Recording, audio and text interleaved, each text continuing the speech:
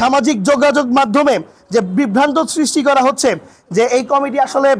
Pocket committee বা মাশরাফি সরকার, যিনি আমাদের রাজশাহীর কৃতি সন্তান এবং 9 দফার ঘোষক, তার নামে যে কথা বলা হয়েছে যে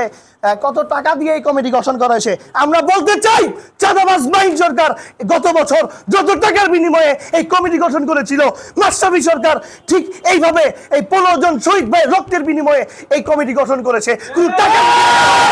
এই কমিটি গঠন করা হয়েছে।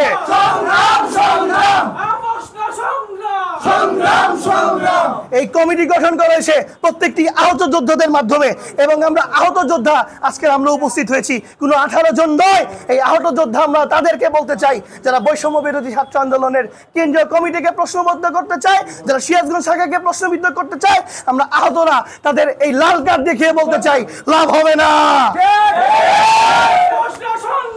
সংগ্রাম সংগ্রাম